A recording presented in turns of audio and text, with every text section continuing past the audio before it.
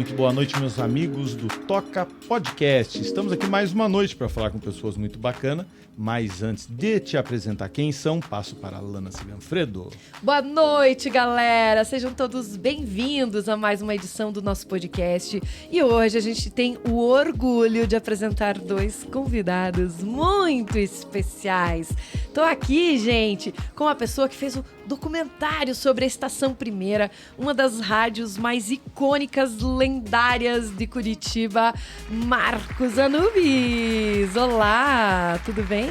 Tudo bem, boa noite para todo mundo. Prazer estar com vocês aí. Não está sozinho, ele está junto com o cara que criou tudo isso. Estamos aqui com o empresário, o incentivador cultural da pedreira, de tudo mais. Elinho Pimentel, que orgulho tê-lo aqui.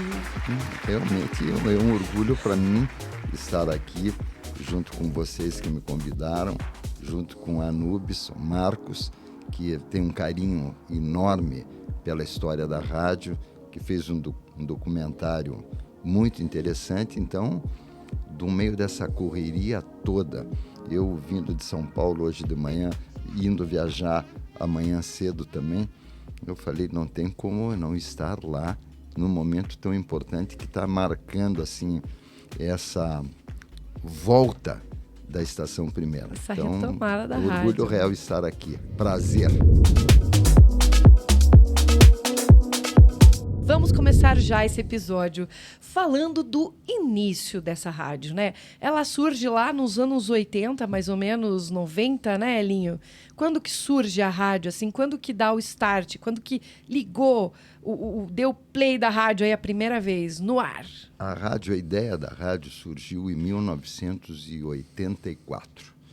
Eu estava morando no Rio de Janeiro, era empresário da Cor do Som, da Baby, Consuelo, do Pepeu. Trabalhava junto muitas coisas com Moraes, fazendo turnês, com Gil. Eu fiquei 3 anos muito, muito incríveis no Rio de Janeiro. E aí surgiu a possibilidade de ganharmos uma concessão. Eu sempre tive tesão enorme na questão da rádio. Comecei a vida profissional minha com rádio. Em 1976, num programa chamado A Grande Alquimia. Nossa. Era a Grande Alquimia porque misturava tudo. E naquela época eu estava muito ligado nessa questão de todo esse estudo que envolvia a minha geração, essa busca pelo conhecimento nas tradições das culturas orientais e também dos grandes filósofos e alquimistas do Ocidente. E eu entendia que aquele programa ele devia reunir tudo e ser uma grande alquimia. É um nome que eu não botaria hoje, mas na época eu coloquei como Grande Alquimia. Época. E foi nessa data, em 76, numa rádio AM de Curitiba, porque não tinha FM, Rádio Cruzeiro do Sul, eu tinha um programa de segunda a sexta, das 9 às 11. Nossa. E ali eu levei para o diretor da rádio, era um menino, 19 anos, tinha um gravador Akai Quadrumil DS, que eu fiquei, eu acho que 1 ano gravando vinhetas, e levei para o Luiz Ernesto, meu querido, já falecido, e ele falou, eu vou te dar um programa aqui. E ali começou a minha paixão por rádio, que desde pequenininho, dos 8 anos, eu ficava ouvindo, deitado na minha cama, os programas da Rádio Marumbi e de outras rádios, as 10 mais, Hit Parade. Sempre tive essa paixão por rádio e por música que me movimentava, a paixão pela rádio. E aí se desencadeou esse meu amor pela rádio e fui para o Rio de Janeiro. Depois desse programa, comecei a produzir shows e no Rio de Janeiro tive a oportunidade, meu pai me ligou uma vez, Elinho, eu tenho uma possibilidade de ter uma concessão de rádio, tal. Olha! E eu falei, eu vou direto atrás desse sonho aí, porque era um sonho meu a coisa do rádio.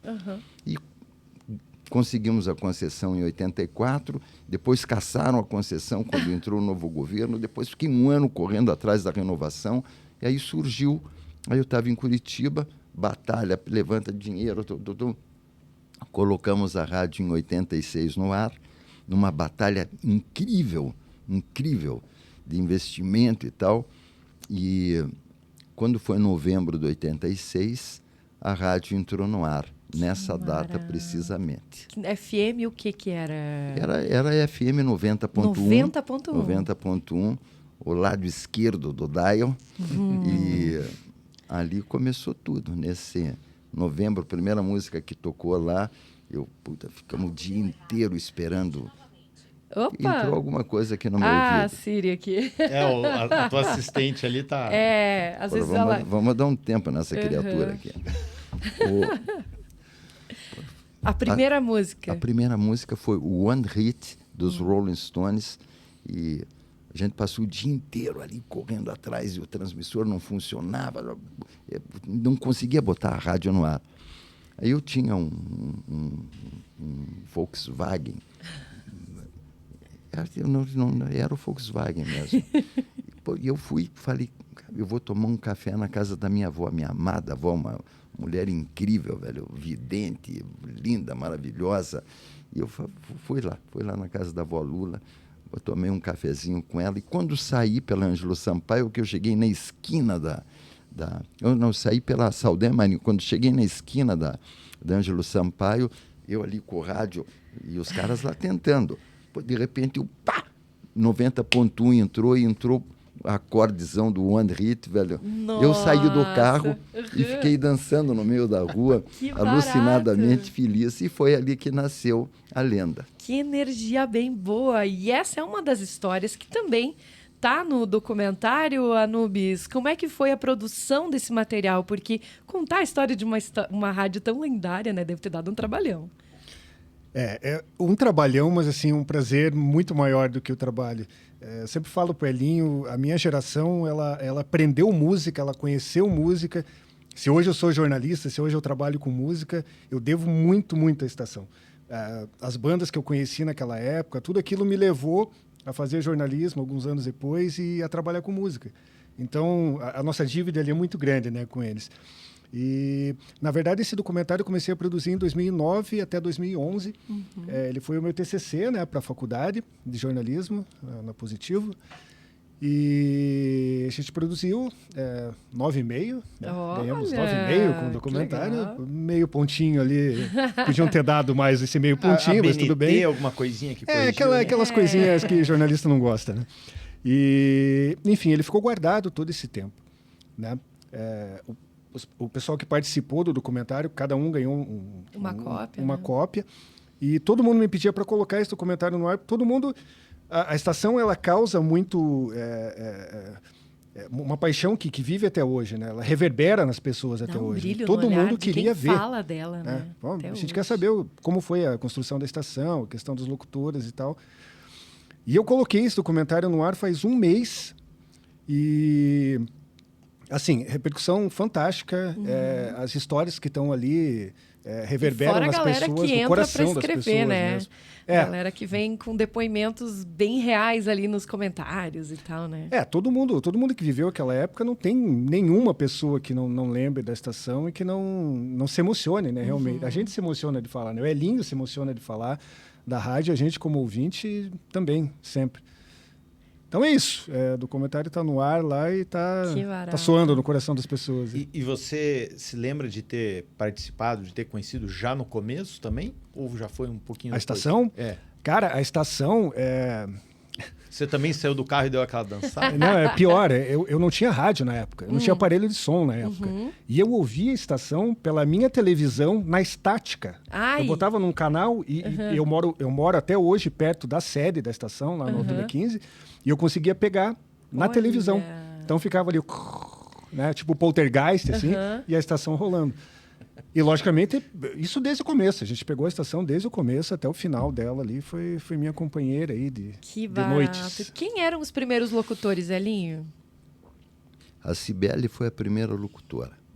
Quem trouxe ela foi o Stanley, uma figura que já subiu para o segundo andar e que foi importantíssimo ali. Trouxe a Cibele, uma grande locutora, primeira locutora da rádio. Depois... foram vindo grandes meninas, todas chegavam lá sem conhecimento. A que tinha mais conhecimento era a Cibele, porque já tinha sido locutora. E essa escolha foi muito boa. você criou um modelo diferente do que era o convencional. Né? E a gente está falando numa era meio pré-MTV, né? Então, Sim. a gente não tinha aquela referência do que vinha a ser a MTV depois super copiada e tudo mais, né?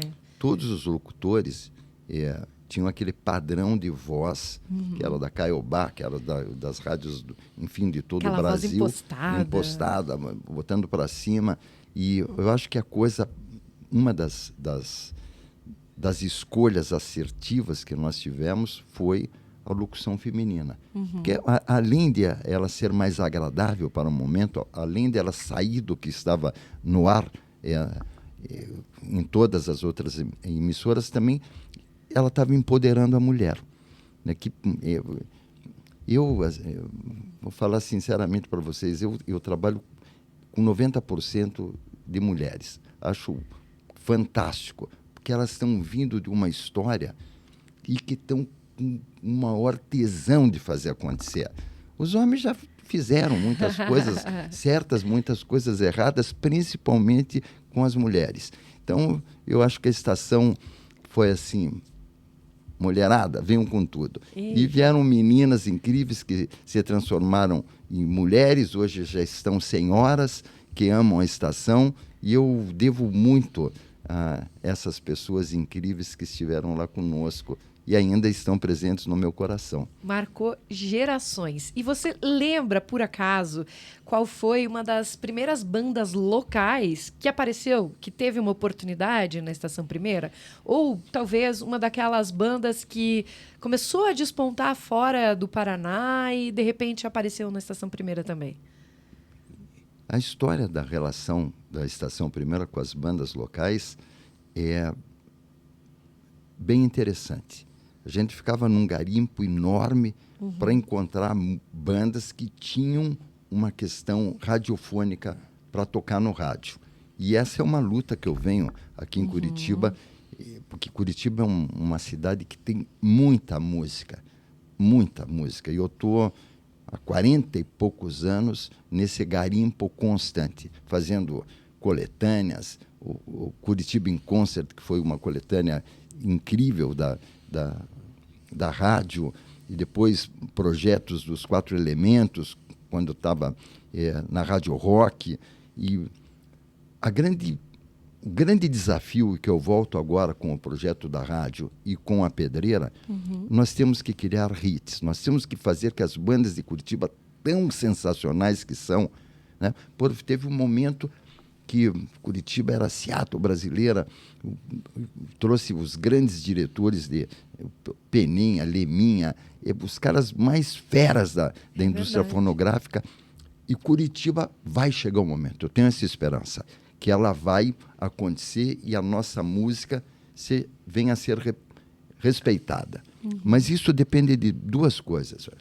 E às vezes os músicos ficam me olhando e eu falo assim, acredite em mim, que eu lido com a indústria fonográfica há muito tempo. Nós temos que ter hit, a banda de rock, por que o R.E.M. é o R.E.M., velho? Por que o Smiths é o Smiths? Por que o The Cure é o The Cure? Por que os Stones são os Stones? Porque eles fazem música que toca, que as pessoas marcam. Então, tem bandas incríveis em Curitiba. Dentro do que você me perguntou, uma banda que eu adoro, o Beijo à Força. Uma banda uma baita de uma história, Rodrigão, toda a banda, que chegava junto na época, uma banda anterior a eles, que era um Blindagem, que é uma coisa mais de folk, tem um disco fantástico, parcerias do Ivo com o Leminski, uma coisa maravilhosa. E depois veio o Magog, veio várias outras bandas, né, que eu tanto gostei, que eu tanto promovi lá dentro. Vivemos um novo desafio, nós temos que fazer acontecer nacionalmente. Curitiba tem que acontecer nacionalmente, pode ser com a música pop, que estão algumas coisas tendo uma repercussão em termos de Brasil, mas nós temos que acontecer com uma música que está na veia dessas crianças aqui de Curitiba, desses adolescentes que já estão com 50 anos e dos que estão surgindo agora, que é o rock and roll. É verdade. Essa provocação que nós vamos vir agora com a Estação Primeira, essa provocação que nós vamos vir com a pedreira Paulo Leminski, que tem tudo a ver com isso. Eu vou provocar todo mundo. A gente está com um baita de um estúdio lá, eu quero ver. Vamos sentar aqui. A Marielle, que é minha parceira, eu não quero ouvir coisa pronta, eu quero falar assim, 3 músicas da banda, 3, 4 acordes, não importa, não. Aonde que está o refrão? A gente tem que criar isso. Por quê, meu velho? Minas Gerais, com o Clube da Esquina. Olha o que fez. Lô Borges, Milton Nascimento, Beto Guedes. Um movimento que explodiu, porque criaram uma coisa que o Brasil ouviu. Exatamente. Você vai para o Rio Grande do Sul, Engenheiros do Havaí, Nenhum de Nós, Cachorro Grande. Ideobaldi, tem tanta quantas gente, né? bandas que surgiram lá. São Paulo não se fala, Rio de Janeiro não se fala, você vai para o Mangue Beat e o pessoal do Ceará. Então é o momento de falar assim, quem é a galera de Curitiba, quem é a galera do Paraná, vamos batalhar por isso. Essa luta vem há 40 anos. E aí a gente vê, tu falou do Rio Grande do Sul, lembro muito que tem gente que esquece, né, que o Brasil tem bandas muito relevantes no cenário mundial. Não estamos falando, e daí falando de rock mesmo, tipo Sepultura, enfim, e falando de Rio Grande do Sul, temos o Crisium, né, que é exemplo melhor, né? E no Paraná a gente sabe que nós temos muitas bandas muito boas. Precisa talvez um pouco mais de união dessa galera, de festivais. Mais uma situação também. O curitibano que eu amo Curitiba, bota uma cidade do mundo que eu amo, é minha cidade, eu moro aqui no meu coração. A gente também ama. Só que o curitibano, ele está quebrando várias histórias, né? Hoje, com a vinda de muitas pessoas de fora, o curitibano está deixando de ser tão provinciano, tem orgulho, passou a ter orgulho da nossa cidade, que não tinha há 20, 30 anos atrás. Era Curitiba. Não, hoje ele tem orgulho, ele fala, eu sou curitibano.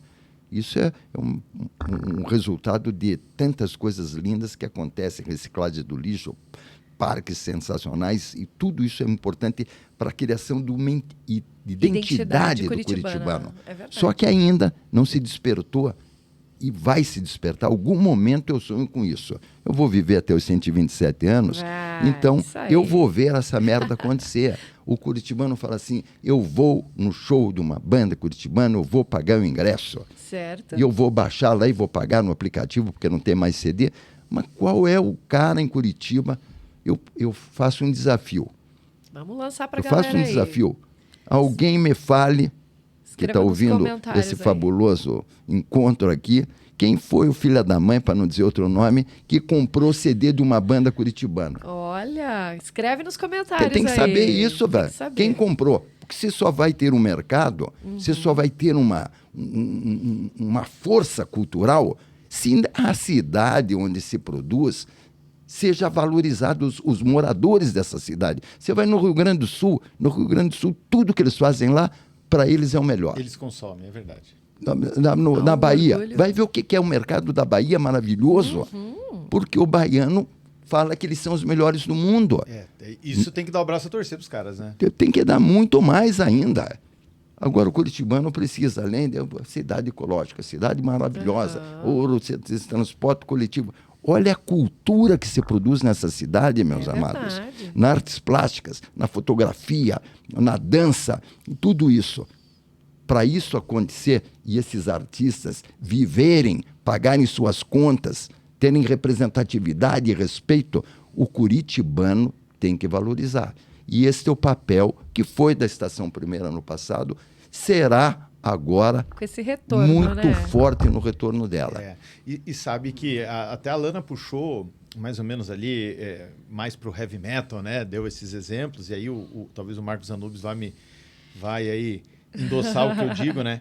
Porque aqui nós falamos de rock and roll, mas puxando pro heavy metal é impressionante, né? Porque as bandas, elas acabam sendo mais conhecidas fora do Brasil do que dentro do Brasil, né? E o próprio Sepultura, de início, foi um pouco isso. O Crisium, de certa forma, foi isso. Aqui em Curitiba, o Amen Corner é mais conhecido fora do que aqui dentro, né? Então, há uma dificuldade de emplacar o pessoal aqui dentro, né? De trazer o mercado, de fazer o pessoal ouvir, como ele falou, né? O material daqui, né? Dá para citar duas coisas diferentes dentro disso aí. Eu já tive banda também, né? Já tive paciência para ter banda, né? Meus velhos amigos metaleiros.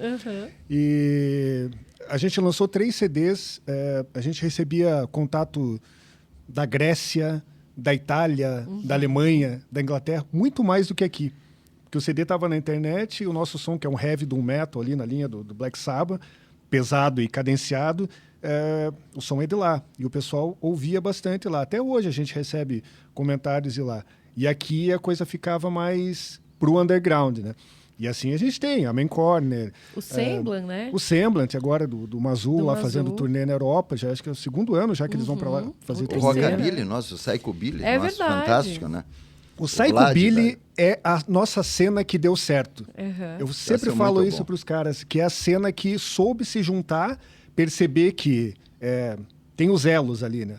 Banda boa, público, que é o que o Elinho estava falando, o público comprar a ideia dos caras, ir nos shows, comprar os CDs, comprar material, porque underground, o pessoal se manter... E o empenho do Vlad, né? Sim, Que é o cara sempre. fundamental na coisa. Vlad é produtor de Psycho Carnival, enfim, inúmeras bandas aí, Catalépticos, Cervejas, que a gente conheceu na Estação Primeira, com o Curitiba in Concert que o Elinho lançou, Magog, né? Tantas bandas ali, e especificamente Shades dentro do Before Dawn, Psychobilly... fudida. Shades Before Dawn.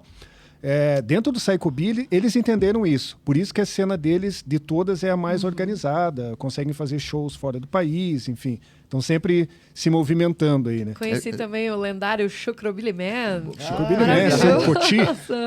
Grande Coti, grande músico, Tocou artista. muito fora do país fantástico. já. Nós estamos falando sobre coisas conceituais que eu acho que para abrir a nossa conversa é importante saber quais são assim as bases que nos movimentaram. Que é a cultura, a transformação, a criação de consciência musical, tudo isso que dá à Estação Primeira essa coisa de lendária. Ela tocava música em um momento onde as pessoas não tinham acesso à música, tinha um amigo que vinha com um disco, comprou numa viagem para Londres, as pessoas ouviam, ia numa loja aqui em Curitiba, demorava um tempão para chegar aquilo. Gravava a fitinha. Gravava a fitinha e de repente o cara está andando no carro ou em casa e passa lá, pá, pega uma rádio que está fazendo o papel diferente do que hoje a internet faz, que a gente tem todo tipo de acesso de música do mundo, que tem uma representatividade enorme, isso muito mal compreendida pela maioria dos consumidores, que tem o portal. Eles têm um grande portal. Na época, o portal era a Estação Primeira. Era através da 90.1 que as pessoas tinham contato com a música.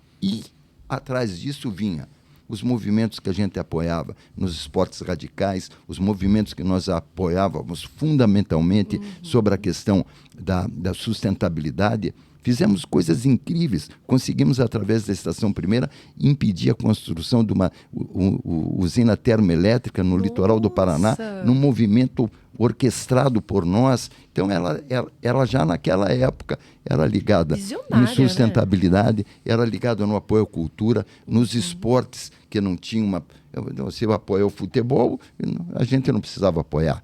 A gente tinha que apoiar o skate, tinha que apoiar o montanhismo, tinha que apoiar o surf. Foi todas bandeiras nossas. Essa história, este posicionamento é que na somatória de todas essas coisinhas tão lindinhas e importantes, transformou a porra da Estação Primeira numa lenda. É isso. Essa é real. E foi muito difícil conseguir patrocínio na época para a rádio, porque você trazer uma música aparentemente não tão comercial era um impeditivo, era algo que, de repente, o patrocinador não queria? Uma mão de obra incrível. Ou era o contrário? Uma mão de obra demais. Você pense bem o seguinte, eu vou falar porque merece ser falado. Tinha 2 bares em Curitiba. O Xerife tinha um bar, não sei mais quem tinha outro. Era assim a vida. Restaurantes tinha meia dúzia. Então não existia isso. O surf tinha o Crespo, que estava iniciando lá no quintalzinho atrás da casa dele, o GG fazendo a psico, a Marra, todo mundo imprimindo camiseta lá atrás do fundo do quintal, iam lá comigo, falavam, não, faz permuta aqui, fazia permuta, dava para os meus filhos no final do ano, a 30 pés ainda nem começando. Era um mercado que estava nascendo. Os bares, era permuta para jantar, para não sei o que lá, festa, a gente se envolvia. Aí, de vez em quando, algum dono visionário de uma loja de veículo, vou fazer uma experiência ali. Não existia um mercado em Curitiba que tinha uma aproximação com uma rádio de rock and roll. Essa foi uma das coisas mais difíceis que a gente enfrentou. A criação do mercado e de alguns empresários na época, algumas agências que falavam, isso é uma coisa interessante. Tem público, tem gente que ouve, né? Vale a pena investir, né? Porque é difícil, às vezes, algo tão nichado. E eu pensando numa Curitiba anos 80, super provinciana, super ainda... Tradicional, né? De repente, patrocinar algo tão transgressor assim não era algo bem visto. Não era. Além dessa questão do posicionamento da marca ligada com alguma coisa transgressora, também o cara queria ver número. Né? A gente estava iniciando, fazia o cálculo, custo por 1.000, que era aquela encheção de saco, mas a gente foi enfrentando isso, E você acha que era mais difícil vender naquela época ou é mais difícil vender hoje o espaço publicitário? Eu acho o seguinte, dependendo, hoje é muito mais fácil. Para o segmento que a gente atuava, hoje é muito mais fácil, porque você tem 100, 1000 vezes mais anunciantes, diretores de mídia com uma cabeça mais antenada, donos de empresa que amavam a Estação Primeira. Agora a gente tem um desafio enorme. A gente está entrando com uma rádio, numa banda estendida, 85.3, que é fantástico, está no dial, e eu vou complementar essa dificuldade, mas eu vou falar de luzes depois disso, porque agora nós estamos falando de sombras. É uma dificuldade para nós, porque nós vamos ter 8 canais online, mais um canal offline e online também, é uma plataforma digital. Então, ela tem uma inovação, ela vem inovando novamente. Por quê? Hoje as pessoas entram quebrando barreiras, no Spotify. E eu vejo coisas incríveis, velho. Uma pessoa ligada à música, um cara muito, muito forte, parceiríssimo meu. Um dia chega para mim, estou ouvindo aqui no Spotify uma tal de Etta James. Eu falei assim, realmente o mundo está fudido, entendeu, velho? Cara ligado à música. Então, o que tem, velho? As pessoas, os jovens, os velhos, estão caducos. Eu vou falar o seguinte, velho. A estação vem para provocar, ela vai ser uma grande bússola para as pessoas navegarem nesse campo magistral, lindo, maravilhoso da internet. Eu entro na internet, velho, eu estou viajando hoje ouvindo coisas da África fantásticas, velho. Cada coisa daquele continente, legal, né? Mãe, a Estação Primeira, a grande homenagem que ela vai fazer, escrita, colocada no Portal da Pedreira e nos anais da Estação Primeira, é o continente africano. Boa, é isso. Boa. Dali surgiu tudo. Então, quando você fala com jovem ou com velho, os caras não entendem que o respeito que nós temos que ter pela África, a África nos deu tudo.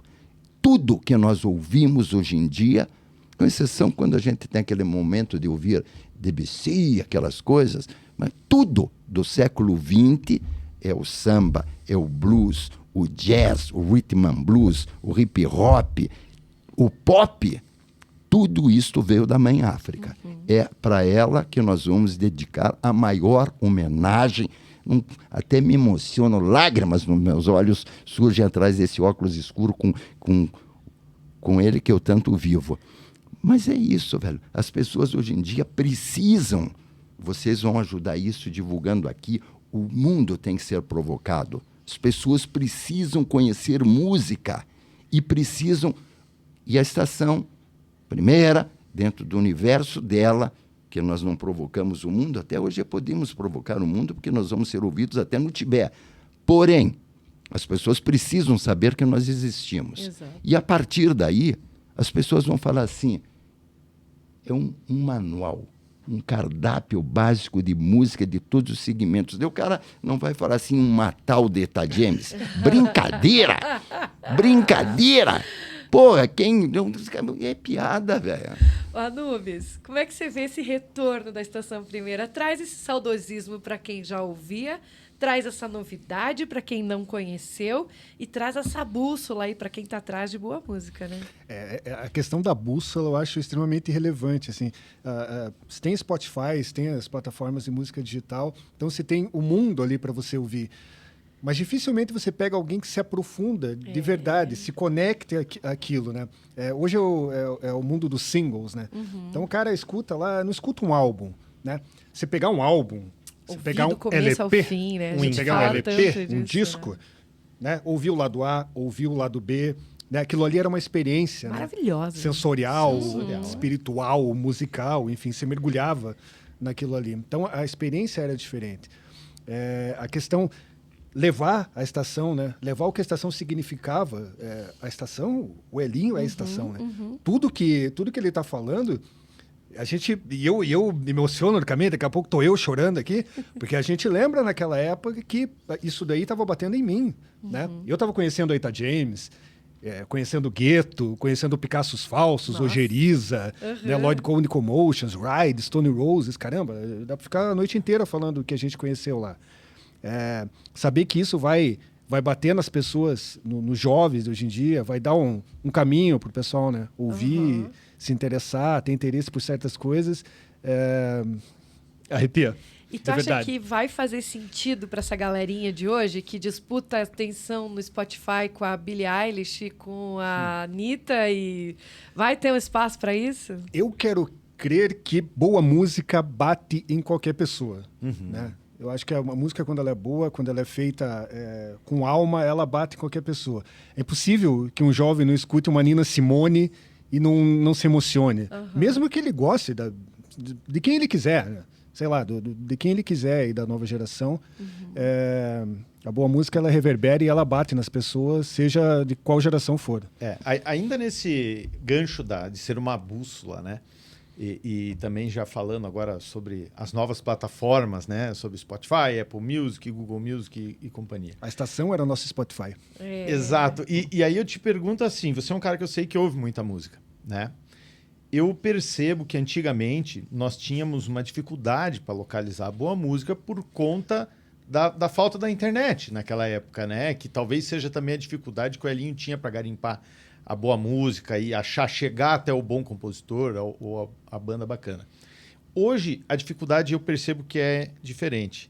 É o excesso de oferta e no meio de algumas coisas boas, essas coisas boas estão no meio de uma nuvem de coisas que não são aquilo que eu procuro, né? Quer dizer, se torna cada vez mais difícil, né? Fazer essa coletânea, né? De vez em quando a gente escuta pessoal mais jovem comentando que tá com tédio, que fica passando muita coisa para assistir no Netflix, isso causa tédio nela, né? Não tem, exatamente. E eu ressalto a importância da rádio, né, como essa bússola também. Mas a minha pergunta é se você também se sente assim, que hoje a dificuldade está no número monstruoso de coisa para você... Para pescar. Para procurar algo bacana? Eu acho que musicalmente é um mar gigantesco assim de coisas boas, coisas mais ou menos boas, coisas ruins, coisas horríveis. Você tem que saber, mas aí é que tá. Nós velhos, né? Nós tivemos essa bússola. Velhos não, experientes. Ou antigos. Nós experientes tivemos essa bússola. Analógicos. E essa bússola hoje em dia ela é importantíssima, porque a gente, de uma maneira ou de outra, uns mais, outros menos, a gente carregou essa bagagem e carrega essa bagagem até hoje. Então, direcionamentos que a gente teve naquela época ali fazem com que hoje em dia você escute alguma coisa, o metal, que é um mundo gigantesco, né? De bandas e algumas muito parecidas, né? Muito iguais. Você sabe o que, isso aqui é legal, isso aqui é criativo, isso aqui está fugindo do lugar comum, né? Isso aqui já é mais do mesmo. Então eu acho que essa bússola ela é importante para esse direcionamento mesmo, porque é muita coisa. Realmente é muita coisa para a gente ouvir hoje em Dá dia. pra gente dizer que a Cibele, na época, era a digital influencer daquele período, Elinho? E ela, Aquela pessoa que indicava o que a galera devia ouvir ou sugeria? pela a voz aviludada dela e pelo conhecimento que ela tinha, ela conhecia. Quando ela apresentava e fazia algum comentário, porque não tinha muita falação, Sim. de ficar falando, recomendando ou não, ela punha, falava, ouça esse som maravilhoso aqui do Allman Brothers, aquilo vai... Isso é muito importante na questão das rádios, é quando você faz uma breve introdução em algum momento contando história. Você vai tocar lá um Allman Brothers, você toca ele, ok. Mas quando você fala assim, Duane Allman foi um baita de um guitarrista, Greg Allman, som da Geórgia, que influenciou... Conta um pouco da história, Conta né? um pouco, vai. E não pode ser muita conversa fora, porque ninguém está afim mais de ouvir tanto. Então tem que medir muito bem. Mas a Cibele e as outras locutoras representaram efetivamente um papel de influenciadoras, só que eram influenciadoras com conteúdo. As bichinhas eram foda. Elas porque elas estudavam, amavam, né? que elas estavam trabalhando lá. Elas falavam do que elas e gostavam, conheciam, né? conheciam o The Clash, conheciam isso. Umas eram mais anos 70, outras mais anos 80, que era a grande divisão da época. Agora eu vejo os influenciadores hoje, eu falo, meu Deus do céu! Meu Deus do céu, como esse cara se intitula influenciador? Influenciador do quê? Do quê? Prestem atenção, meus amados que estão nos ouvindo. Prestem bem atenção. O que é ser um influenciador? Um influenciador real, bonitão, perante a sociedade, é aquele que promove coisas bacanas e legais. É muito difícil para mim, que eu não sou um cara, eu não tenho Instagram, não tenho nada disso. Mas eu vejo as pessoas jovens que trabalham comigo ligadas nisso de influenciador. Isso é uma coisa que me irrita muito. Eu estou muito irritado com 90% dos influenciadores do planeta. Estou muito irritado. Tem 10% que você fala assim, meu Deus, realmente esse cara, ou esta Virou uma menina, guerra de narrativas, virou, né? Tem que ter conteúdo. E essa provocação, nós precisamos, assim como envolvidos no sistema de comunicação local, nacional, mundial, a gente tem que provocar. Os jovens e os velhos também estão esquecendo, os experientes, que talvez não sejam tão experientes assim, estão esquecendo dos livros, estão esquecendo de prestar atenção numa música, como o Anubis falou, num disco inteiro, 30 segundos, 40 segundos, 50 segundos, aí ele gostou. Aí, daqui 15 dias, aquilo já é outro produto. As músicas estão ficando mais breves, inclusive, né? A gente estava comentando isso, que hoje em dia, se a música passar muito de 2 minutos e meio, a galera já nem cola, né? Eu não me incomodo com 2,5, Desde desde que que seja seja boa. ouvida e ela seja duradoura. 2,5 para mim foram as maiores músicas do Ramones, a 2,5. As coisas dos Beatles e dos Stones eram 2,5, 3 minutos, não tem problema nenhum. Só que os Stones, que é a maior banda do mundo, e ninguém tente discutir comigo, porque é a maior banda do mundo, os Stones, as músicas dele, tudo era 3, só que elas estão vivas até hoje. Você ouve uma música de 1964 dos Stones, com o Brian Jones ainda lá, e é uma música que vai ser eterna. Agora, o problema de hoje é o seguinte, que as pessoas não estão transformando boas obras em coisas externas. E tem mais um outro problema. Faltam boas obras, mas existem boas obras. E sabe onde existem boas obras? Ao redor do mundo.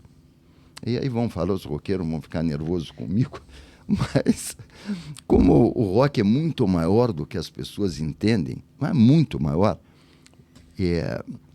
tem tanta música boa vindo no planeta. Para mim, o eixo Londres, Nova York, São Francisco e Los Angeles, chegou num ponto que o rock and roll ali, que tem coisas incríveis que eu estou ouvindo, mas não tem nada que eu ouça assim e falo assim, isto é absolutamente novo. Não tem, porque tem, como Led Zeppelin foi, outro como foi, tem coisas, principalmente no indie folk, hoje em dia, muito legal, mas não é uma coisa que eu falo assim, isto é revolucionário. Aonde está a revolução? Na música do mundo. Eu digo a música do mundo erradamente assim, mas assertivamente também, em tudo que está se produzindo na América Central, na América Latina, na África. Prestem atenção no que está acontecendo na música da África. Eu tenho ouvido cada coisa, inclusive coisas dos anos 70 na África. Que e que coisas atuais, que vai vir na Rádio Mundo, Estação Primeira Mundo, com coisas fantásticas. E outra coisa que eu também chamo a atenção de todos vocês, que é o seguinte, o pop mundial está fantástico e maravilhoso. Podem se irritar comigo. Podem se irritar. E eu tô que nem o líder vocalista do Judas Priest, que eu adoro. Aquele cara, adoro, uma das bandas de heavy metal que eu amo. E estava lendo uma reportagem dele, esses dias ele falando, e eu tô amando o pop. Amando. Tem muita Taylor Swift, pura, maravilhosas coisas. E eu apliquei um amigo meu, Renato, o Chimu, que é meu parceiro, compositor meu, temos 50 músicas juntos, e ele sempre foi assim, só classic rock. Eu apliquei ele no pop. Não acredito. Eu falo, agora você também é um super pop. É muito importante e vai ter um canal pop de alto nível. Não é o poperô que tocam nas rádios, é o pop muito, muito tesão. Isso é muito importante. E eu também venho com uma provocação dentro da Estação Primeira. Eu me irrita um pouco essa coisa de... só ouço isso. O cara pode até só ouvir aquilo. Porque a pessoa gosta de ouvir só metal, só quer ouvir punk rock, não tem problema nenhum para mim. Só que a pessoa tem que entender que não é só aquilo. O mundo da música é enorme. Eu amo samba. Sabe, sou um roqueiro. Eu sou um roqueiro. Eu duvido, você pode chegar algum roqueiro e falar assim, eu sou roqueiro, é igual a mim, não mais do que a mim. Porque eu sou roqueiro desde 1970. Andei pelos festivais, andei pela puta que pariu, tudo. Mas daí, quando você ama Caetano Veloso, ama Gilberto Gil, ama... Tudo isso faz parte desse grande guarda-chuva revolucionário que o rock, ele, qual a principal história e missão do rock? Ele foi abrir consciências, velho.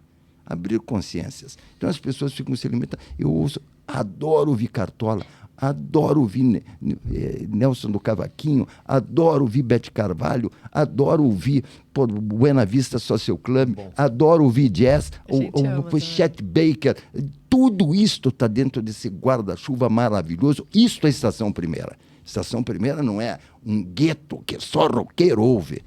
Prestem atenção, seus roqueiros amados meus. Vamos abrir nossas cabeças e influenciar as novas gerações a ouvir música boa do mundo. É essa a missão. Essa é a missão. É verdade. E aí eu jogo essa pergunta para o Anubis. Que fora do heavy metal, true, bloody heavy metal, fora isso, o que você escuta de mais diferente? Eu partilho da mesma opinião da linha. Música boa, né? Quando eu tinha minha banda, né, o Arctyrants, o pessoal me chamava de Djavan do metal. Por quê? Porque eu escuto o Djavan, escuto o Caetano Veloso, escuto o Gil, escuto, né, o João Nogueira, Paulinho da Viola, tanta coisa boa que a gente tem. Mas eu nunca tive com uma camiseta do Paulinho da Viola. Eu não tenho. Se alguém quiser me ceder uma camiseta do Paulinho, também não dá, uso. né? Eu uso, sem problema nenhum. Mas elas são um pouco mais violentas mesmo, as minhas camisetas. Mas, cara, dentro do metal, a gente tem tantos... falando especificamente do gênero heavy metal, a gente tem tantas subgêneros, ramificações ali, do metal, enfim, coisas que são que fogem daquela coisa só de peso. Tem melodia, tem boas letras. Sinfônico. Boas letras. Isso é uma coisa importantíssima também. Querer dizer algo, né? Que aquela geração dos anos 80 ali trouxe pra gente, Sim. né?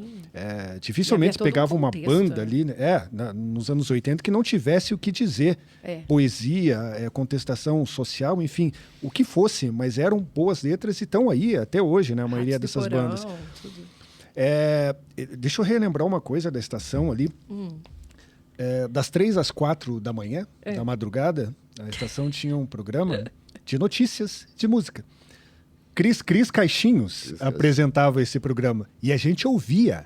A gente ficava acordado de madrugada ouvindo Meu a Cris Deus. falar sobre as bandas. Coisa boa. E aí eram as notícias pequenas ali, falando das bandas. Quantos álbuns do Sepultura eu não fiquei sabendo que estavam saindo por meio conta desse, dela, desse jornal. Das Das notícias. 3 às 4 da manhã. Aí de dia, a gente ia atrás dos sebos, né? Levando as fitinhas azuis da Sony compradas no Paraguai, nas lojas, ver se os caras tinham um álbum para gravar pra gente, ou se algum amigo tinha. Porque comprar um álbum naquela época era uma coisa... Primeiro achar o álbum era difícil e comprar era caríssimo, né? Isso que você estava em Curitiba, que as coisas até chegavam aqui. Imagina para quem morava no interior, né? Não chegava nunca, né? Então além da estação ser o nosso Spotify, ela era o nosso Google. E você também... eu me lembro que eu descobri a locadora de CD, né? Você também locava anos CD 90. para fazer isso? Pagava cincão de locação? Eu não só locava, como eu esquecia de devolver, ficava um mês com o CD, aí depois ia devolver, Uma era uma multa. fortuna Pagava gigantesca. multa. Ali perto da gente, ali da estação, tinha uma locadora ali na Padre Germano Maier, que inclusive quando eles fecharam eu comprei muitos CDs deles, Pixies, singles, EPs dos Pixies, assim, Ride, Jesus and Mary Chain, cara. Nossa. Coisas assim... Slide Commotions, coisas de outro mundo, assim. Que pra gente, naquela época, ter um CD desse, cara...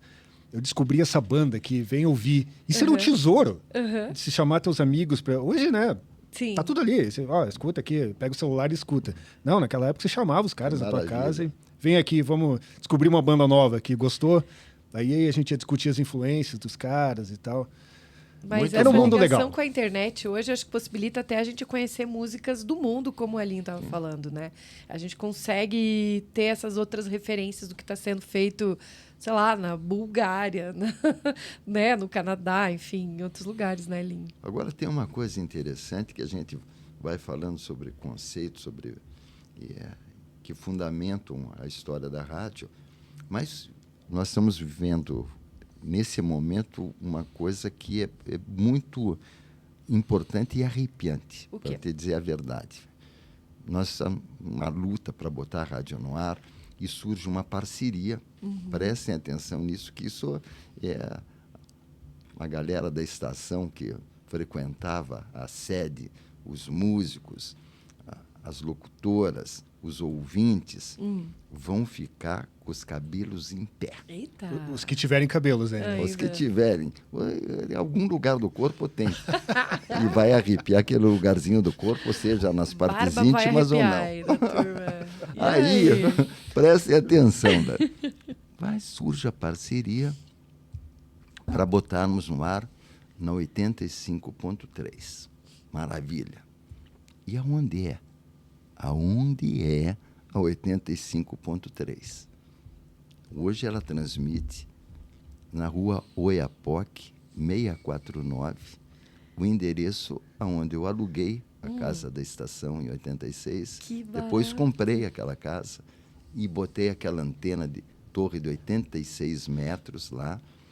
E aí, quando esse parceiro querido e amado me contou que era lá, eu falei, nós vamos lá e nós vamos construir um vídeo contando a história do velho guerreiro, que nós vamos querer um personagem voltando para o seu berço, Nossa, chegando lá, arrepiou, olhando arrepiou. tudo, vamos botar os quadros da estação lá dentro, e ela renasce, vamos falar assim, 30 anos depois, no berço de onde ela nasceu. Que barato. Isso é física quântica. Isso não tem uma explicação lógica. Hoje eu andando no carro pensando, puta que pariu, velho. Esse amor que eu tenho pela rádio, pela música, fui lá, fiz a Rádio Rock, fiz a Mundo Livre, que tinha seus projetos importantes nas suas épocas, e que agora, 30 anos depois, olhem bem, velho, isso é importante porque isso vai ficar no ar aí, durante muitas gerações. Registrada. A Estação Primeira, além dela estar voltando para o seu berço, foi a Estação Primeira que fundou a Pedreira Paulo Leminski. Ela fundou. Jaime Lerner me ligou lá, 1988, 89, Nossa. e ele falou, Elinho, vem aqui que Tem um na projeto. prefeitura, eu fui com a minha filhinha, com a Chandra lá. Saí da rádio e fui lá, me pegou num carro e nós fomos lá na Pedreira. Era a Pedreira ainda. E subimos onde é o camarote hoje, que vai ser o estúdio da Estação Primeira, lá em cima no alto. E ele falou assim para mim, isso é muito importante estar aqui, eu tendo a oportunidade de contar. Que barato. Ele falou, o que você acha? Eu vou viajar 3 meses, vou receber uma premiação na ONU, de quando eu voltar, você quer transformar isso daqui num lugar de shows? Nossa. Eu falei assim, não preciso responder, mas o que você acha? Então vamos para a prefeitura, que eu vou ter nomear perante todos os secretários de obra, de meio ambiente, tudo, como prefeito da Pedreira. Você vai tocar, vai fazer, contrata os artistas, define o palco. Antes de sair lá do alto da Pedreira, eu falei para ele, quero te contar uma história, Jaime. Meu amado, querido Jaime Lerner, cara que é fora da curva. Esquece coisa política, esquece. Ele era um gênio, né? É um cidadão respeitado no mundo, né? Olha o que ele fez por Curitiba, o que ele fez pela influência que ele teve no mundo. E eu com ele lá, meu irmãozinho, meu irmão. Eu falei, Jaime, vou te contar uma história aqui. Nós estamos aqui. Está vendo aquele lado de lá? Lá, no meio daquela mata? Eu, em 1978, 79, 10 anos atrás, eu morava ali. Exatamente num chalé canadense, com uma lareira.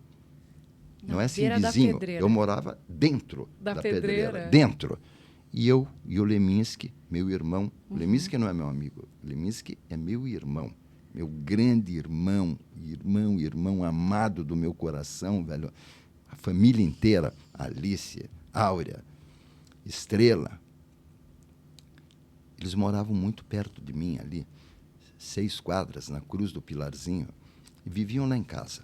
E eu vivia na casa deles. E o Paulo ia, muitas vezes, ele, Alice, e eu saía com o Paulo atrás de casa, que era uma chacrinha, que é exatamente no alto da Pedreira. Passávamos pelo Parreiral, pela plantação de milho que tinha lá nessa chacrinha. Que barato. Comíamos jabuticaba, que tinha os pés fantásticos. O meu vizinho ficava puto da vida porque não roubava a jabuticaba dele. E nós sentávamos naquele alto e várias vezes, naquela situação de descontração, olhávamos ali e falava, puta, imagina um dia a gente fazer um festival de rock and roll aqui. E eu contei isso para o Jaime. Caramba! Então, isso foi 10 anos antes da inauguração. O Jaime falou, agora esquece. Você toca tudo porque isso já estava escrito nas estrelas. Que e aí lindo. fomos lá. Eu conhecia essa história. E a Estação Primeira fundou a Pedreira. A Pedreira. Ela fundou o show. O show inaugural da Pedreira foi Paralamas, Gilberto Gil e The Wailers, com a formação original. E antes disso, quando a gente estava construindo, não tinha o nome de Pedreira Paulo Leminski. Não tinha. Era Pedreira. Surgiu uma homenagem que era o Perrepnes. Primeira homenagem depois da morte do Paulo. E eu trouxe amigos meus, amigos do Paulo, que tinham gravado com o Paulo, Lucinha Turnbull, Paulinho Boca de Cantor, Moraes Moreira, A Cor do Som, Blindagem, e fizemos um showzinho.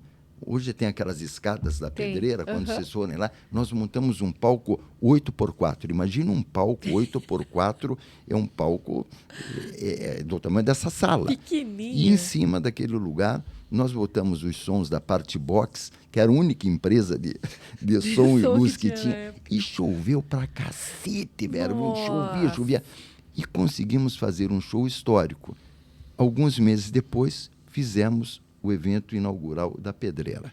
Mas teve uma pré-estreia que Uma pouca pré-estreia. gente sabia. E depois, quando inaugurou, ela veio com uma ideia do Lichinski, meu grande amigo, que era secretário de comunicação. Uhum. Ele chegou, teve uma luz incrível na cabeça dele, e ele foi no gabinete do Jaime e falou: Jaime, aonde que é a Pedreira? É no Pilarzinho. Aonde o Polaco é? Da onde que o Polaco criou a história? Polaco Liminski. Uhum. Na Pedreira, no Pilarzinho. O nome vai ser Pedreira Paulo Liminski. Acho que ele tinha acabado de falecer também, né? Tinha acabado de falecer, a gente tinha feito o Opera-Happiness e daí tinha esse evento de lançamento. O Jaime falou, manda fazer o decreto que vai ser publicado no Diário Oficial. E ali nasceu o nome Pedreira Paulo Liminski. E quando inaugurou, que foi o show inaugural, que foi The Wailers com a formação original, só não tinha o Bob Marley. Não é hoje, o The Wailers é muito bom, viaja pelo mundo, mas já não é mais nada. Todos os velhos já não sei onde andam. Mas era The Wailers, Gil e Paralamas. E ali inaugurou.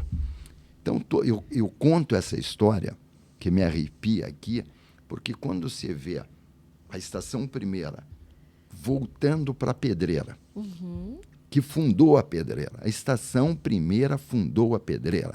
Os 30 primeiros shows, os 20, ou ela produziu ou ela apoiou. Isso é muito forte. E depois, essa lendária volta para o endereço dela, que eu nunca imaginei voltar. Que massa! Não, isto não Vocês é... vão transmitir de lá também, Isto né? não é pouca Quando coisa, tiver meus show. amados. Não é pouca coisa. Eu afirmo para vocês que isso é uma coisa que Que barato. emociona muito. Quem foi o maior nome que você considera que já pisou na Pedreira Paulo Leminski, que já se apresentou lá? Ou quem foram os grandes nomes? Meu Deus do céu. Que teve muita gente Eu tive o importante prazer lá. de ver Ramones em cima do palco. Com meu filho que amava, eu assisti do lado. Assim, do lado do contrabaixo. O show do dilúvio. Fantástico. Assisti AC/DC lá atrás. Maravilhoso. Tive o prazer, que esse até me arrepiou inteirinho aqui nas costas, em tudo. David Gilmour. Isso. Nossa, David Gilmour na verdade. Pedreira, Isso. meu Deus. Fantástico. Talvez o único show que eu consegui me desligar dos problemas de um show, que um show traz muitos Você problemas. nunca consegue Eu falei desligar, assim, não me incomodem. Eu fiquei extasiado vendo o Gilmour. E depois vi Elton John maravilhoso, vi Foo Fighters incrível, Pearl Jam. Meu Deus, velho, coisa linda. Shows e shows e shows, velho. Mas David Gilmour foi um show que me marcou muito, me emocionou demais. Ramones, o impacto fantástico, AC/DC, maravilhoso. Aí vai pensando em... Iron também já tocou ali. O Iron tocou. Eu já Várias assisti Iron. O Iron lá. tocou. Kiss. Nossa, o show Baita do show. Kiss. Show do Kiss, Foi fantástico. animal. O último show, antes da Pedreira fechar lá em 2008, o último grande show foi do Iron. A turnê do Somewhere Back in Time, lá com um palco maravilhoso.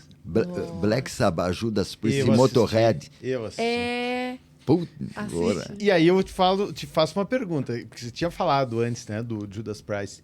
Veja, o Judas Priest não é aquilo que eu diria, nossa, a banda da minha vida, né? Tem gente que gosta desse conceito, né? Eu já não Seja acho assim. eu acho que nenhuma banda é a banda da minha vida, entendeu? Eu gosto de várias e não Paulinho tem, da Viola. não tem primeiro e segundo. Mas o show do Judas Priest na Pedreira foi o melhor show que eu já fui. Isso sem dúvida nenhuma. O show dos caras é performático, é excelente. E eles são perfeitos no palco, né? E o cara é uma figuraça, né? Demais. Figuraça. Rob Halford. Figuraça. Não, e o guitarrista, que é o Faulkner. É. Porra, Deep o cara Purple é já demais. tocou lá O velho também. novo guitarrista. É. Velho novo guitarrista. O Black Sabbath também assisti lá. Ozzy, foi legal demais. também, só o Ozzy, Ozzy. Guns N' Roses já assistimos Mas lá Guns N' Roses também. acho que a gente assistiu lá 2. Eu acho, mais ou menos. Tipo, teve muita gente. Teve Até um no estádio Roberto do Carlos Paraná. a gente já assistiu É lá, né? É Também uns sensacional, 2 né? shows lá do Eu acho do que a Robertão Pedreira é também. o lugar mais icônico para shows de Curitiba. É impossível pensar naquele lugar fechado, E né? sabe que agora você puxou um assunto interessante. O quê? Porque, assim, né, existem boatos rodando na internet aí de que não foi renovado. Vamos ver se isso vai se confirmar até o final do ano. Mas que não foi renovado o contrato do Roberto Carlos para o ano que vem com a Rede Globo, hein? Eita, desse ano, Essa acho que é. Não, É esse pro ano, que esse vem? ano seria, É o em último? tese, o último show dele. Gente! Que faz 50 anos, por Mas coincidência. já tinham falado disso que era o ano passado. Será, mas gente? parece... Tem gente que não vai dormir aí. Se vocês deram... Bom, eu tô vendendo peixe que eu comprei no canal do Regis Tadeu, que é uma informação que eu até, vamos dizer assim, ele disse que vazou ali da Globo, o Regis Tadeu que é bem possível que seja um verdade. cara que tem umas opiniões bem fortes e polêmicas. Mas o Regis Tadeu, eu, por exemplo... Você gosta dele? De quem? Do Regis Tadeu. Eu conheço pouco ele, mas ele é meio polêmico. Ele é bem polêmico. Agora, o que ele tem a ver com o Roberto Carlos? Fala sério, ele já se mete em encrenca, que às vezes fala umas porcarias, às vezes fala umas coisas certas. É um cara que tem uma relevância, e eu considero muito isso, até muito amigo de um grande amigo meu, que eu respeito enormemente, que é mais coerente, que é o Paulo Barão. Que o Regis faz aquele jogo de cena, mas, pô, o que tem a ver? O que me interessa se o Roberto Carlos vai renovar com a Globo? Isso não faz parte da minha história. O Roberto Carlos que eu adoro o Roberto Carlos, que as pessoas, os roqueiros têm que entender que o Roberto Carlos é fantástico, desde a época da Jovem Guarda, depois que tudo... É o cara do Brasil, né? Que nem o Frank Sinatra foi lá fora. Ele é o cara. Mas o que tem a ver no contexto? O Regis Tadeu está falando, o Roberto Carlos... O que conta isso? Ele está com o cu cheio de dinheiro, a Globo também, não estou nem aí. Tá mesmo. Pô, é verdade ou não é? Sabe que eu acho que eu nunca vi tanto carro de luxo sair do estacionamento da Pedreira quanto no show do Roberto Carlos. Rapaz... 2014 foi o primeiro show Foi o depois da primeiro volta. show da Pedreira, da inauguração. Que o Roberto é maravilhoso. Meus sócios, Dodi Sicão, que eu amo e adoro, amigos há 44 anos. Nós somos amigos e somos sócios. Sou sócio aqui da operação da Pedreira e da Ópera, e eles têm vários negócios aí na área do entretenimento. E eles mudaram a vida do Roberto do ponto de vista profissional, que era um grande, fabuloso, e deram um conceito de um mega artista com N braços e tal. Durante 30 anos eles cuidaram da carreira do Roberto, com o navio, cuidando dos shows em Jerusalém, e são fantásticos. Mas na ordem do dia, o Roberto não está mais na DC7, que é dos meus sócios, e cuidaram do Roberto durante 30 anos, e o Roberto também trouxe muita alegria para eles. Mas hoje, dentro de um contexto nosso aqui, já foi, né? Não tem, ou melhor, não é que já foi, está. Só que não está na pauta das coisas que interessam nesse assunto. E eu fico abismado do Regis Tadeu estar procurando coisas que não tem nada a ver. Ele é o roqueiro, fica falando de método. Aí o Roberto Carlos, isso é uma loucura para mim, sinceramente, que está aparecendo, né? Vai ter audiência. Elinho, me conta um pouco mais dessa retomada da rádio, então. A partir de agora, fim de março, aí, começo de abril, a rádio vem com tudo, já está aí no ar. Como é que a galera faz para participar? Assim, vai ter alguma maneira de interagir com essa plateia, com esse público? Ou vai ser só música? Dá para mandar cartinha? Antes de eu falar sobre esse novo projeto, eu queria fazer assim, uma homenagem, um agradecimento ao time que trabalhou nessa comigo retomada. Lá. Eu era a cabeça era mais velho do que todos, tinha esse ideal de ter uma rádio rock, que já vinha do programa da Grande Alquimia, e a gente conseguiu reunir um time maravilhoso. Pessoas incríveis, que eu tenho uma saudade enorme, que encontro e que relembro histórias fantásticas, pessoas que moram efetivamente no meu coração. As locutoras, o Mário Ribeiro, o Fernando Tupan, o Stanley fantástico, a Adriana, que cuidava de mim, Fontana, a Zilma, tantas pessoas lindas, maravilhosas que trabalharam ali. E ouvindo esse documentário maravilhoso, vejo coisas que são incríveis. Uma das locutoras, que eu quero me lembrar qual, contando... Eu tinha um programa que a linha do programa era o rock de primeira, das 9 às 11. E elas sabiam as músicas que poderiam tocar no programa. Era um rock clássico, a abertura, a música, para mim, mais fantástica da história do rock, se podemos falar assim, né? Mas, para mim, eu considero ela fora da curva, que é All Along the Watchtower, do Jimi Hendrix. E essa música me acompanhou abrindo programas em várias rádios.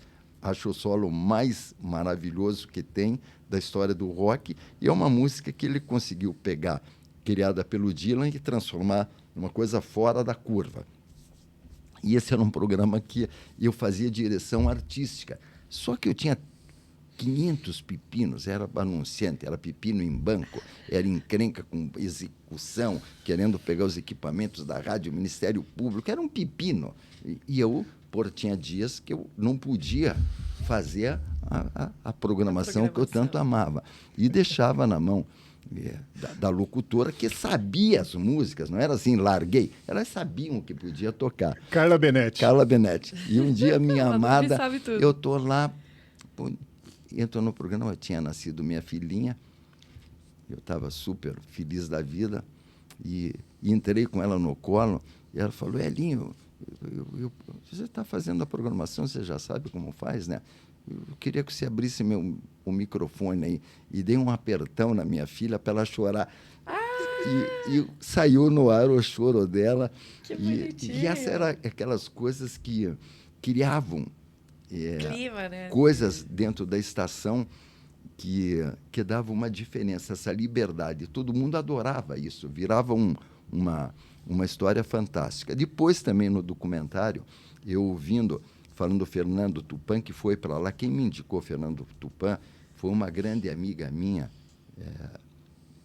que foi a Caco Guimarães, fantástica.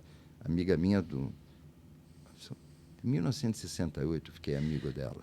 Depois, em 1970, ela foi morar na Califórnia, me trouxe um disco do Dave Crosby de presente, um do Buffalo Springfield. Olha isso. Que eu tenho até hoje esses discos. O disco do Dave Crosby, para mim, é um dos discos mais lindos.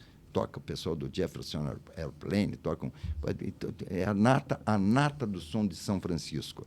E essa amada minha, quando fui fazer a Estação Primeira, aqui, foi a primeira pessoa que eu convidei para ir trabalhar comigo.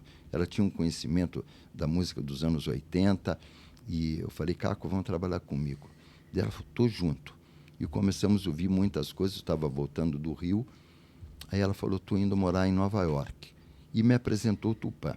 Quando o Tupã veio, ele era um cara que conhecia os anos 80 de uma forma muito marcante. E eu tinha algumas restrições com os anos 80, principalmente porque aquelas bandas mais pop, inglesa, e eu implicava com aquilo. E tinha uma rixa também, né? Essa coisa tinha uma relativa rixa em relação àquela questão da música dos anos 80, mas não a música dos anos 80, do pós-punk. Porque eu assisti Sex Pistols em Londres, assisti The Clash, era fã do Pretenders enormemente, mas eu tinha uma implicância com aquela coisinha meio o pop inglês. E o Fernando tentava empurrar na minha goela aquilo.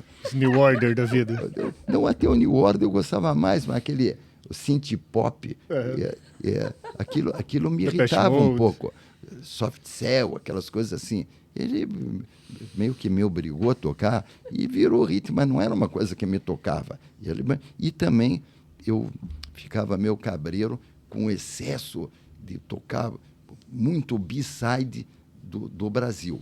E eu falava para ele, eu tinha tido aquela experiência na Grande Alquimia, e sempre você tem que, quando vai fazer uma rádio, você tem que ter uma música radiofônica. Você não adianta tocar um B-side. Você pode ir num programa especial, em algum horário, tocar o B-side.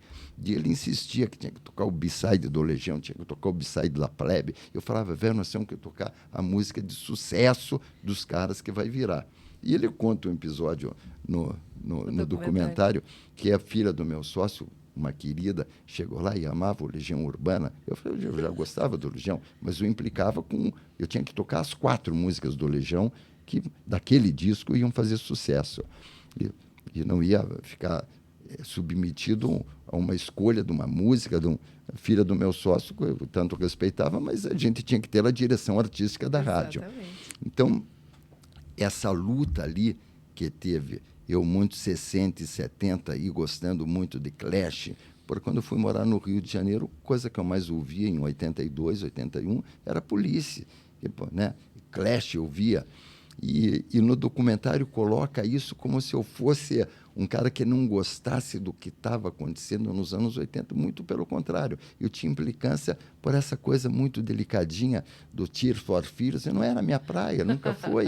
Eu ouço até hoje em dia, eu ouço, mas não é o que eu queria na época para a rádio. O Fernando gostava muito disso e me fez botar no ar, e eu acho que, de certa forma, foi alegre para o ar, né? Foi alegre, era uma alegriazinha, mas não estava na minha veia, mas eu aceito. Então, tem esse episódio, tem o episódio da Carla falando sobre aquela coisa da minha filha, e às vezes eu largava ela lá, mas ela sabia o que ia fazer, porque eu estava empipinado. Vocês não sabem o tamanho de problema.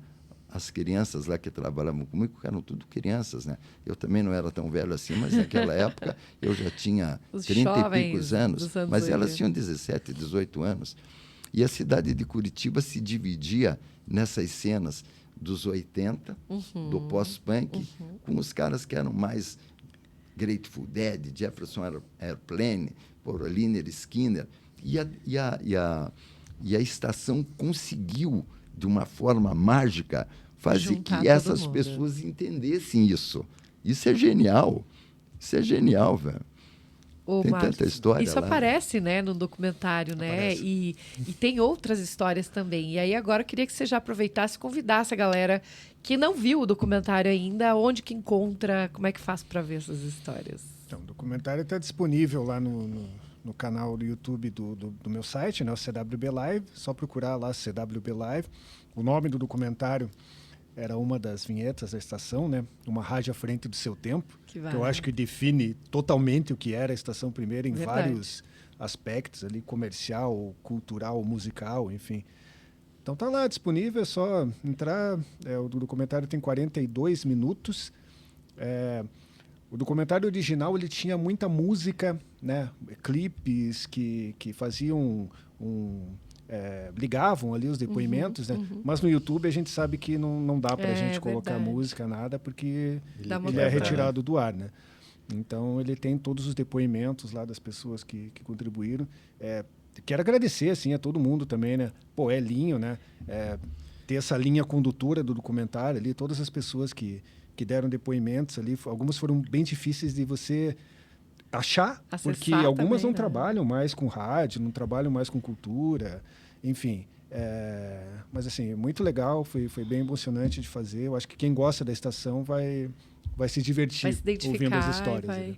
Bacana. E agora eu quero fazer um convite, aproveitar esse momento para chamar você que está precisando de um estúdio para, de repente, gravar a tua locução, ou então quer gravar a tua videolive, quer fazer o teu podcast. Gente, nós estamos sendo patrocinados hoje por Estúdios da Toca. Essa sala que você está vendo hoje, você pode fazer a tua locação, pode trazer o teu projeto para cá e tirar do papel de vez aquela ideia que você tinha de repente, gravar alguns Reels para o Instagram, ou então teu próprio programa. Sim, isso agora é possível. Você não precisa montar essa estrutura toda. Você pode vir conversar com a gente aqui no Centro Cívico e fazer o teu projeto virar uma realidade. A gente também está com um pocket studio de fotografia aqui junto para renovar a tua fotografia aí do LinkedIn ou então dos teus contatos. Você que é médico e quer falar sobre a medicina que você exerce, você que é um advogado, quer ter também uma conversa com o pessoal do mundo jurídico, não importa a profissão, não importa. Se você quer conversar com as pessoas, quer o sonho de ter o seu próprio canal do YouTube ou o seu podcast no Spotify, então fala conosco. Vai estar aqui embaixo o link para você falar conosco pelo Instagram. Muito bem, a gente está quase chegando no final do programa, mas antes eu ainda quero pedir para a Elinho o seguinte. A galera que ouvia a Estação Primeira, hoje já está com uma certa idade, donos de empresas, profissionais já conceituados. Essas pessoas podem vir a patrocinar esse projeto junto com vocês? Como é que faz para acessar isso tudo e apoiar o Elinho a transformar esse projeto num sucesso de novo? Eu acredito que alguma dessas velhas queridas, que tanto absorveram e criaram suas culturas musicais, tem alguns que são sensíveis, tem outros que só veem números. Uhum. Mas tem uma boa maioria que pode ter sensibilidade para falar assim, vamos embalar essa história linda que, na verdade, tem uma importância cultural para a cidade de Curitiba e eu acredito que alguns vão vir juntos. E acho que é um momento, é um grande desafio, enorme desafio, se querer uma plataforma de 9 rádios, né, trazendo informação com custos que não são baixos. Então, essa coisa, vamos falar de uma forma mais pragmática. Essa turma do passado que construiu histórias junto com a estação. Às vezes eu vou num médico, que nem outro dia fui ver a questão da minha lente, tal. E ele, Elinho Pimentel, exatamente, falou, estação primeira, coisa maravilhosa, mudou minha vida. Aí eu entro em agências, isso é mais lógico, e, cara, o diretor, o Bufo, aquela Redes, tantos outros caras incríveis, o Jimmy, caras fortes de agências de publicidade que aprenderam muito da música ali. E acho que essa galera tem que ter um pouco de sensibilidade para me ajudar nesse desafio. E de parceiro, tem que pedir desafio, parceiros, né? A construir histórias para essa cidade de Curitiba. Por quê, velho? Sempre é muito mais fácil desenvolvermos histórias que o mundo absorve. Quando vocês têm um projeto, quando eu tenho um projeto, quando você tem um projeto de uma banda que toca para um segmento muito menor, hoje a plataforma da rádio toca para um segmento muito maior, mas tem seus desafios. Isso é uma missão. E quando a gente envolve missão na vida nossa, na vida do trabalho, ela muda a vida. Quando nós trabalhamos assim, com o objetivo de ter um trabalho, isso já é importante. Quando você tem um trabalho e aquele trabalho sustenta a tua vida, ele tem uma relevância maior ainda. Claro. Quando você tem um trabalho e aquele trabalho é uma missão, ele tem uma relevância muito maior. Isso eu li uma vez sobre um livro de Teilhard de Chardin, um grande pensador maravilhoso, velho, falando disso. Ter um trabalho é bom. Trabalho te traz alimento para casa e sustento, é lindo. Quando o trabalho é missionário, ele toma uma dimensão muito maior. Então, a Estação Primeira, a Pedreira, ela está na minha vida. Eu podia ter optado por outros caminhos, meu pai podia ter me dado oportunidades muito diferentes dessa, e criar gado no Mato Grosso, e plantar soja não sei aonde, e eu sabia que não era essa a minha missão. A minha missão é provocar o mundo. E como se provoca o mundo? Nesse contexto que nós vivemos do século XX, que vivemos, e do século XXI, que no passado e que vivemos no presente, eu acho que a grande missão nossa, de alguma forma, é ser missionários. Como a gente pode provocar? Mesmo trabalhando em qualquer lugarzinho, em qualquer lugar que trabalhe. O cara pode trabalhar no escritório de advogado, pode trabalhar numa contabilidade, mas algum espacinho da cabeça desse ser humano tem que ser missionária. Como que pode ser missionária? Ser um ativista ambiental, ele pode ser um cara que milita pela defesa das mulheres, pelas defesas das diversidades sexuais, pela liberdade da religiosidade. Esta missão, indo ajudar aqueles que estão carentes em algum lugar diferente, é a missão. Então, vamos falar o seguinte, você não tem 100% do teu trabalho é missionário. Ele é sobrevivência. Você precisa sobreviver. E isso eu respeito enormemente, porque não está fácil sobreviver. Não está fácil ter comida, não está fácil ter transporte, não está fácil ter educação. Porém, encontra 15 segundos, 30 segundos, 1 minuto, 1 hora na semana, 2 horas, para ter a missão. A missão, o que é?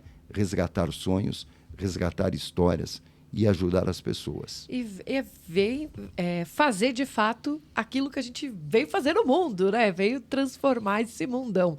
E, para encerrar, vou deixar mais uma pergunta para cada um de vocês dois.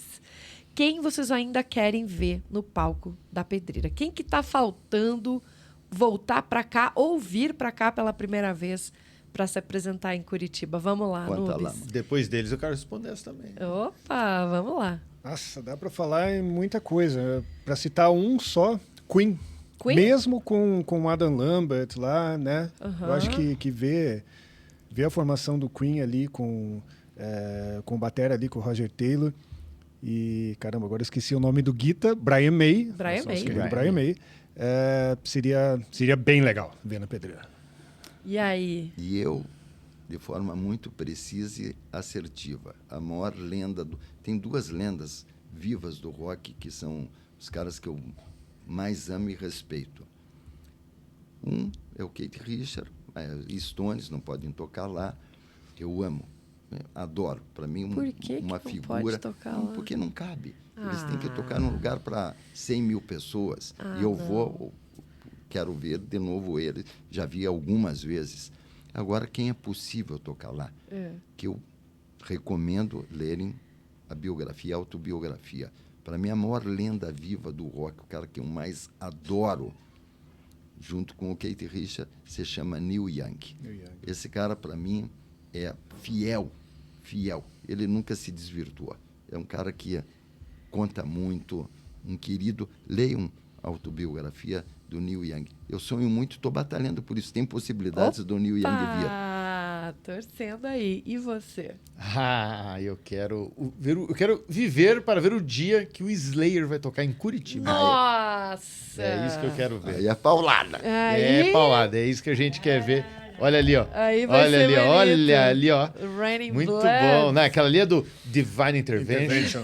Porra, puta disco. Eu ia falar Pantera, mas, cara, o Slayer em Curitiba, pra mim, zerou a cidade de show. Mas eu, nessa Zerou entrevista, a olhando vida. você, com essa fisionomia linda que você tem com essa barba, um casalzinho muito bonitão, eu jamais ia acreditar É que ele que ia pedir hoje- um Slayer, uma paulada. Dá a impressão que ele vai adora. pedir o Almir Sater, né? Não, é o contrário. Esse cara aqui é o cara mais heavy metal que eu conheço. Embora eu goste embora ele muito esteja- do bolero, o heavy metal é o heavy metal. Não, e o Paulo, é isso aí. Paulo é metal. Paulo é eu do sou metaleiro. testemunha aqui. É O verdade. Paulo é do metal, Cannibal Corpse. É toda isso essa aí. fase. Nas Você nossas veja. coberturas aí, os papos vão pro metal. É Faltou a verdade. camiseta de rock do Paulo hoje, É né? que Diz aí. eu tava fantasiado de advogado até meia hora antes da conversa, né? Mas é isso, eu quero agradecer vocês por ter vindo aqui Ei, prestigiar que o nosso papo espaço. bom, hein? Marcos Anubis, nosso amigo Elinho Pimentel também.